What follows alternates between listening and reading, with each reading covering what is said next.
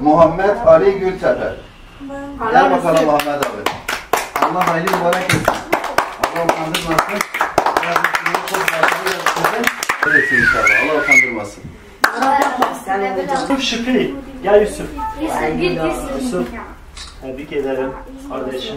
Yaz okulunu başarıyla bitirdin. Bu da senin mezuniyet belgen. Bu da senin mezuniyet belgen. Allah hayırlara vesile kılsın inşallah. Çek bir tane. Bakmayın, bakmayın. Numaralarınıza sonradan bakacağız. Ben baktım. Çek bir tane. Tamam. Bir numara kime çıktı? Gel bakalım canım benim. Bu senin hediyen olsun. Baktığına ne çıktıysa tamam. Hadi Allah'a emanet. İki numara kime çıktı? Sana mı çıktı? Gel bakalım. Hadi canım benim. Bu da senin şansına çıktı. Tamam. Hadi Allah'a emanet. Allah'a emanet. Bu da senin hediyen. Tamam canım. Sana da 8 numara kimde? o kimindir Yusuf? Çöp içmiyor. Yusuf.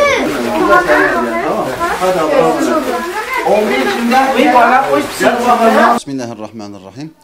Van Umut Kervanı İnsani Yardım Eğitim ve Kültür Derneği olarak 2025 yılında derneğimizde biz bir yaz okulu başlattık. Bu yaz okulumuzun içerisinde eğlenceli oyunlar vardı, eğitici oyunlar vardı, yüzme etkinlikleri yapıldı, piknik organizasyonları gerçekleştirildi. Burada gençlerimize zeka geliştirici oyunlar oynatıldı.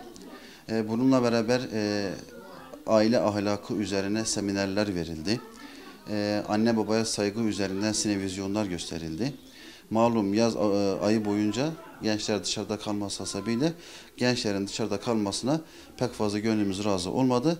Bu yaz okulu çerçevesinde onlara elimizden geldiği kadar yardımcı olmaya çalıştık. Yaz okulumuza çağırdığımız öğrencilerin geneli derneğimize kayıt olan mağdur ailelerin çocuklarıydı. Biz onlara maddi konuda destek vermemizin yanı sıra manevi konularda da destek vermeye gayret gösterdik. Bununla beraber talep oldukça biz dışarıdan da öğrenciler yaz okulumuza kaydını yaptırarak burada yaz tatili boyunca onlara manevi konularda yardımcı olmaya çalıştık. Bugün yaz okulumuzun son günüydü. Burada tüm öğrencilerimizi bir araya getirerek onlara bir mezuniyet töreni hazırladık. Başarılarına göre kendilerine bir mezuniyet belgesi takdim ettik. Bununla beraber bir anı olması hasebiyle kendilerine çam sakızı çoban armağanı küçük birer hediye takdim ettik. Çocuklarımıza hediyelerini bir eğlence olması hasebiyle çekiliş yaparak kendilerine takdim ettik. Bu vesileyle bize destek olan hayırsever kardeşlerimize de teşekkür ediyoruz.